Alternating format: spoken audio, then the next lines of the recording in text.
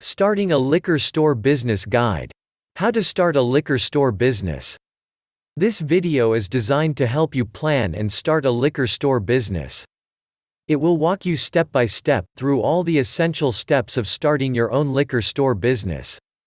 In addition, in the description below this video, you'll find a link to a page where you can download a business plan template in MS Word format. This is a high-quality, full-blown business plan template, complete with detailed instructions, and all related spreadsheets. It will allow you to prepare a professional liquor store business plan. In building your pathway to profit with a liquor store business, you need to consider the following questions: what services do I provide? Where is my market? Who will buy? Who is my competition? What is my sales strategy? What merchandising methods will I use? How much money is needed to operate my firm? How will I get the work done? What management controls are needed? How can they be carried out? And many more. Now we are going to help you discover the answers to all those questions. Liquor store business marketing. When you have decided what business to start, you are ready to consider another important part of your business. Marketing. Successful marketing starts with the owner. You have to know the merchandise you sell, and the wishes and wants of your customers you can appeal to. The objective is to move the stock off the shelves and display racks, at the right price and bring in sales dollars. Determining the sales potential. In retail business, your sales potential depends on location. Like a tree, a store has to draw its nourishment from the area around it. The following questions should help you work through the problem of selecting a profitable location. In what part of the city or town will you locate? In the downtown business section? In the area right next to the downtown business area? In a residential section of the town? On the highway outside of town? In the suburbs? In a suburban shopping center? On a worksheet, write where you plan to locate and give your reasons why you chose that particular location. Now consider these questions that will help you narrow down a place in your location area. What is the competition in the area you have picked? How many of the stores look prosperous? How many look as though they are barely getting by? How many similar stores went out of business in this area last year? How many new stores opened up in the last year? What price line does competition carry? Which store or stores in the area will be your biggest competitors? Again, write down the reasons for your opinions. Also write out an analysis of the area's economic base, and give the reason for your opinion. Is the area in which you plan to locate supported by a strong economic base? For example, are nearby industries working full-time?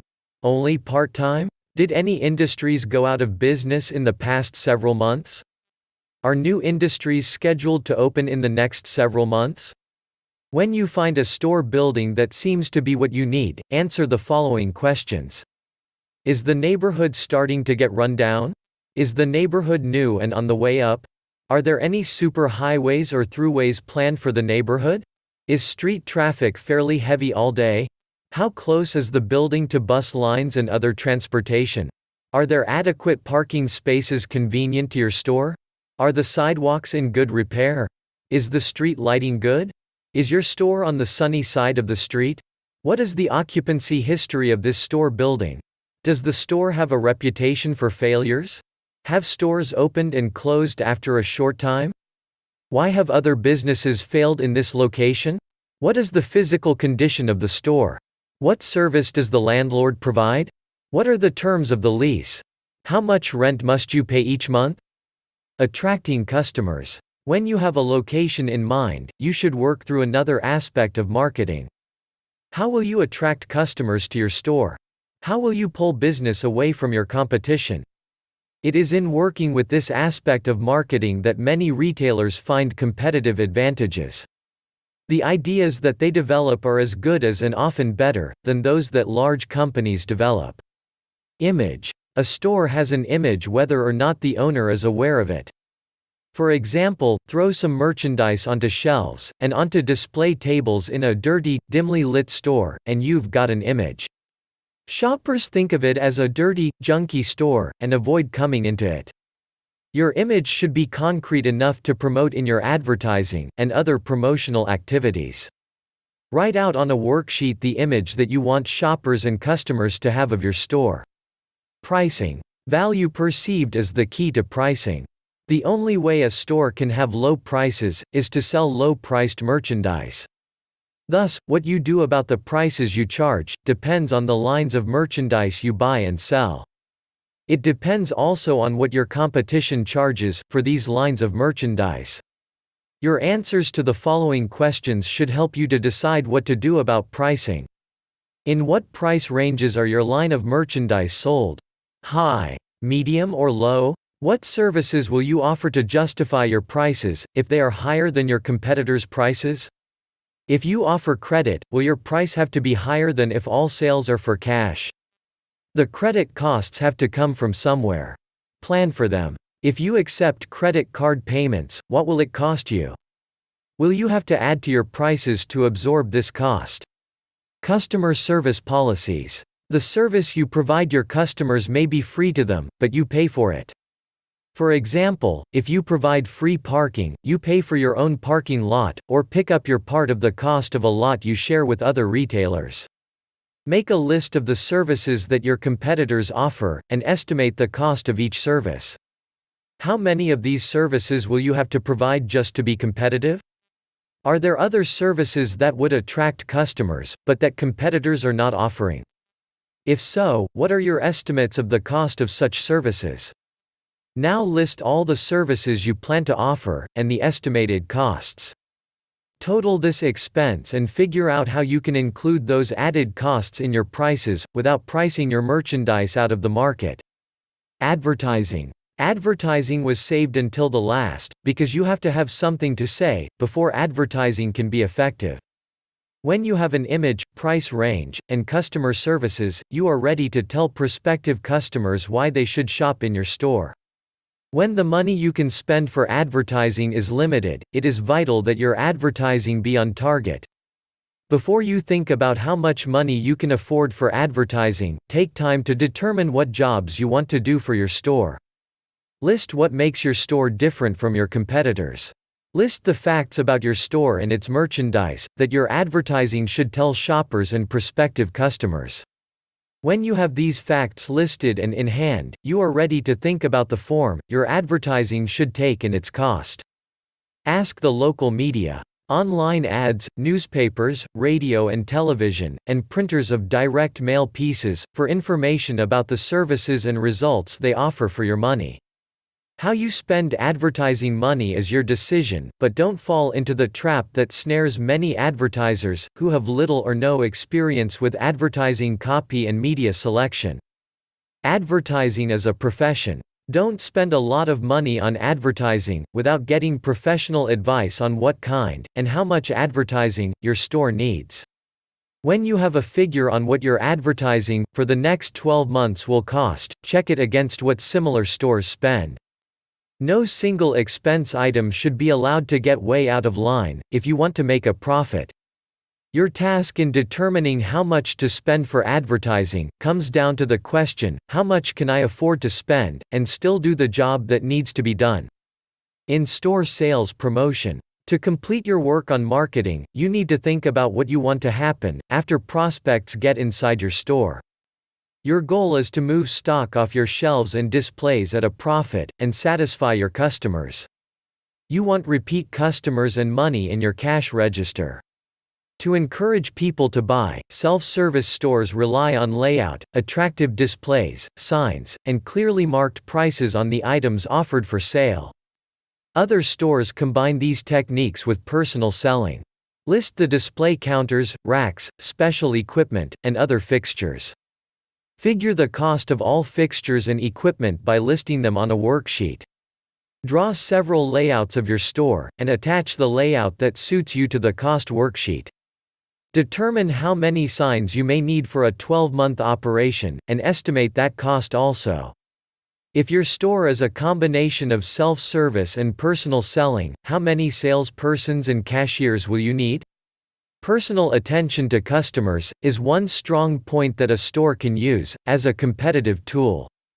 You want to emphasize in training employees that everyone has to pitch in and get the job done. Customers are not interested in job descriptions, but they are interested in being served promptly and courteously. Nothing is more frustrating to a customer than being ignored by an employee. Decide what training you will give your salespeople in the techniques of how to greet customers, show merchandise, suggest other items, and handle customer needs and complaints. Buying. When buying merchandise for resale, you need to answer questions such as: who sells the line to retailers? Is it sold by the manufacturer directly, or through wholesalers and distributors? What delivery service can you get, and must you pay shipping charges? What are the terms of buying? Can you get credit? How quickly can the vendor deliver fill-in orders? You should establish a source of supply, on acceptable terms for each line of merchandise, and estimate a plan for purchasing, as follows. 1. How many days or weeks does it take the supplier to deliver the merchandise to your store? 2. Who pays? You, the buyer? The supplier? Freight or transportation costs are a big expense item. 3. What is the supplier's policy on fill-in orders? That is, do you have to buy a gross, a dozen, or will the supplier ship only 2 or 3 items? How long does it take for the delivery to get into your store? Stock control. Often shoppers leave without buying, because the store did not have the items they wanted, or the sizes and colors were wrong. Stock control, combined with suppliers whose policies on fill-in orders are favorable to you, provides a way to reduce walkouts. The type of system you use to keep informed about your stock, or inventory, depends on your line of merchandise, and the delivery dates provided by your suppliers. Your stock control system should enable you to determine what needs to be ordered on the basis of 1. What is on hand? 2. What is on order? And 3. What has been sold? Your accountant can help you set up a system that is best for your business. Inventory control is based upon either a perpetual or a periodic method of accounting that involves cost considerations, as well as stock control. When you have decided what system you will use to control stock, estimate its cost. You may not need an extensive and expensive control system, because you do not need the detailed information such a system collects. The system must justify its costs, or you will just waste money and time on a useless effort. Stock turnover. When an owner buys reasonably well, you can expect to turn over stock several times a year. What is the average stock turnover per year of your line of merchandise? How many times do you expect your stock to turn over? Behind-the-scenes work. In a retail store, behind-the-scenes work consists of the receiving of merchandise, preparing it for display, maintaining display counters and shelves, and keeping the store clean and attractive to customers. The following analytical list will help you decide what to do and the cost of those actions. First, list the equipment, for example a marking machine for pricing, shelves, a cash register, you will need for 1. Receiving merchandise. 2. Preparing merchandise for display. 3. Maintaining display counters and shelves. And 4. Keeping the store clean. Next, list the supplies you will need for a year, for example, brooms, price tags, and business forms. Who will do the backroom work, and the cleaning that is needed to make a smooth operation in the store? If you do it yourself, how many hours a week will it take you? Will you do these chores after closing? If you use employees, what will they cost? On a worksheet, describe how you plan to handle these tasks. List and analyze all expense items in the same manner. Examples are utilities, office help, insurance, telephone, postage, accountant, payroll taxes, and licenses or other local taxes. If you plan to hire others to help manage, analyze these salaries. Put your plan into dollars. At this point, take some time to think about what your business plan means in terms of dollars. This section is designed to help you put your plan into dollars. The first question concerns the source of dollars. After your initial capital investments in a retail store, the main source of money is sales. What sales volume do you expect to do in the first 12 months? Startup costs. List the following estimated startup costs: fixtures and equipment, starting inventory, decorating and remodeling, installation of equipment, deposits for utilities, legal and professional fees, licenses and permits, advertising for the opening, accounts receivable, operating cash, other costs. Whether you have the funds, say in savings, or borrowed the money, your new business will have to pay back startup costs. Keep this fact in mind as you work on estimating expenses and on other financial aspects of your plan. Expenses. In connection with annual sales volume, you need to think about expenses. If, for example, you plan to do sales amounting to $1 million per year, what will it cost you to do this amount of business? How much profit will you make? A business must make a profit or close. Here's a list of possible expenses you will need to take into account. Payroll and other employee expenses. Occupancy expenses. Office supplies and postage. Advertising. Telephone. Bad debts. Delivery. Insurance. Taxes, other than real estate and payroll. Interest. Depreciation, other than real estate. Supplies. Legal and accounting expenses. Dues and subscription. Travel, buying, and entertainment. In classified expenses. Cash forecast. A budget helps you to see the dollar amount of your expected revenue and expenses each month. Then from month to month the question is, will sales bring in enough money to pay for the store's bills? The owner must prepare for the financial peaks and valleys of the business cycle. A cash forecast is a management tool that can eliminate much of the anxiety that can plague you if your sales go through lean months. Is additional money needed? Suppose at this point that your business needs more money than can be generated by present sales. What do you do? If your business has great potential, or is in good financial condition, as shown by its balance sheet, you will borrow money, from a bank most likely, to keep the business operating during startup and slow sales periods. The loan can be repaid during the fat sales months, when sales are greater than expenses. Adequate working capital is needed for success and survival. But cash on hand, or the lack of it, is not necessarily an indication that the business is in bad financial shape. A lender will look at your balance sheet to see the business's net worth, of which cash and cash flow are only a part. The balance sheet statement shows a business's net worth, financial position, at a given point in time, say at the close of business at the end of the month, or at the end of the year. Control and feedback. To make your plan work, you need feedback. For example, the year-end profit and loss statement shows whether your business made a profit or took a loss for the past 12 months. Don't wait 12 months for the score. To keep your plan on target, you need readings at frequent intervals. An income statement compiled at the end of each month, or at the end of each quarter, is one type of frequent feedback. Also, you must set up management controls that help you ensure that the right things are done each day and week. Organization is needed because you as the owner cannot do all the work. You must delegate work, responsibility, and authority. The record-keeping systems should be set up before the store opens. After you're in business, it is too late.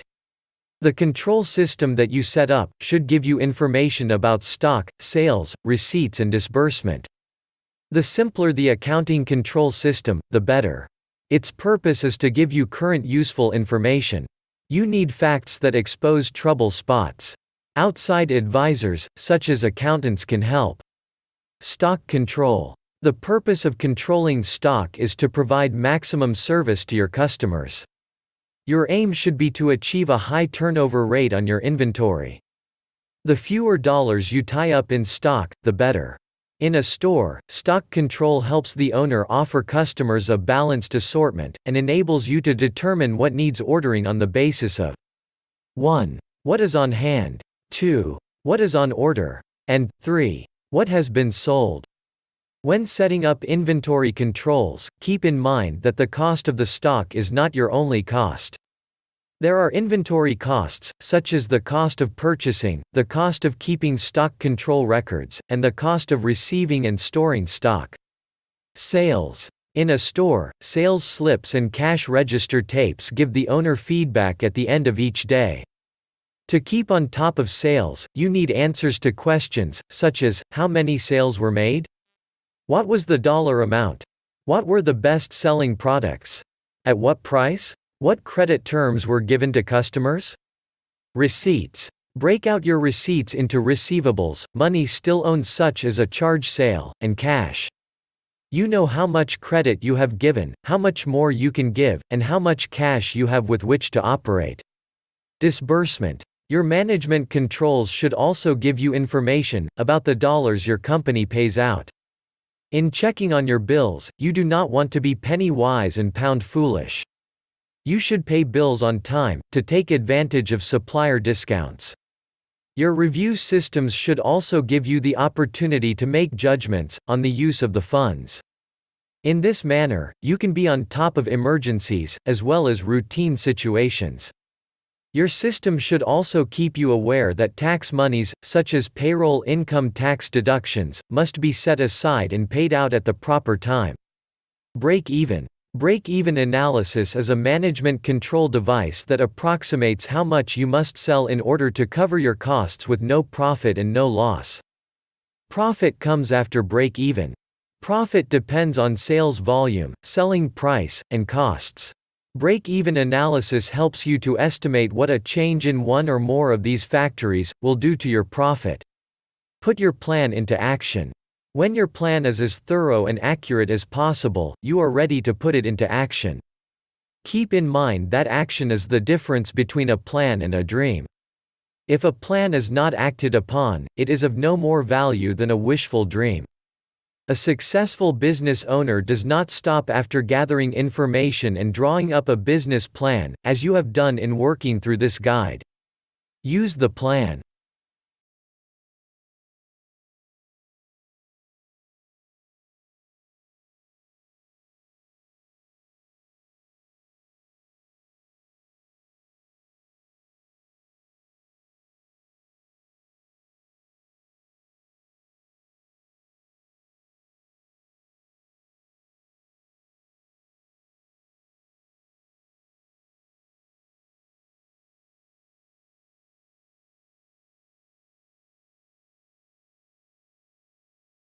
Thank you for watching. Please like this video.